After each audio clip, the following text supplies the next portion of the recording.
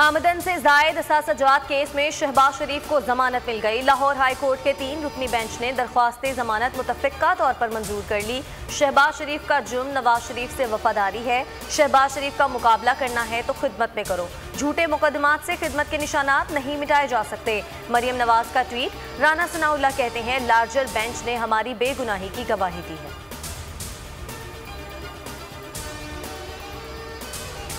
Pakistan petroleum के सरबराह की मुबैना तौर पर गैर कानूनी तैनाती। साबिक वज़ीर-ए-आज़म शाहिद खाकान अब्बासी 26 अप्रैल को नैब तलब।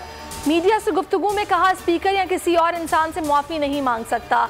NCOC नाकाम हो चुकी, उसे बंद कर देना चाहिए। असद उमर का रद्द-ए-अमल। कहा, शाहिद खाकान 2% की तहकीक कर लिया करें। सारे पाकिस्तान में वैक्सीन का शेड्यूल दिया जा चुका, लाखों की खरीदारी की जा चुकी।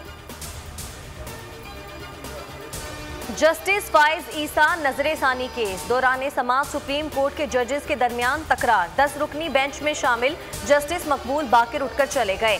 वक्फे के बाद एडिशनल अटॉर्नी जनरल की जस्टिस मकबूल बाकर से माजरत। जस्टिस उमर अता बंदियाल ने रिमार्क्स दिए कि मकबूल बाकर बेंच की महबूबा हैं। ये हसास तरीन केस है, कोशिश करें जज्बाती ना हो।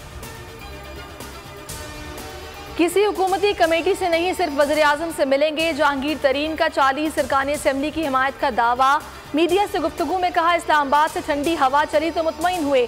हमारे ग्रुप की वज़ीर-ए-आज़म से मुलाकात हो जाएगी। मेरे खिलाफ सिविल केस को फौजदारी में मुंतकिल किया गया। ऐसा तो नून लीग ने भी नहीं किया था।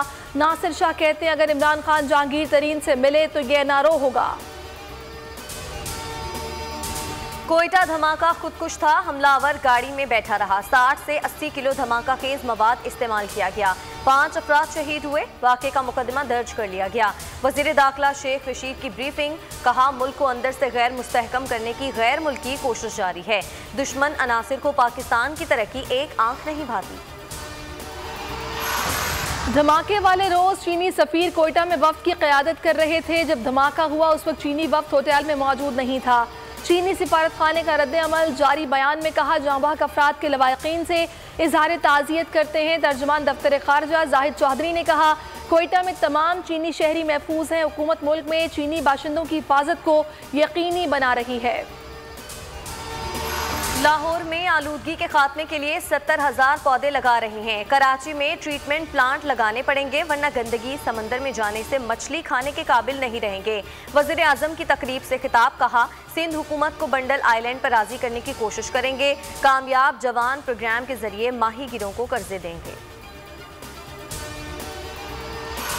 अफगानिस्तान में अमन का मतलब पाकिस्तान में अमन है। हमारा मकसद पुरअमन, खुद मुख्तार, मुस्तहकम और खुशहाल अफगानिस्तान है।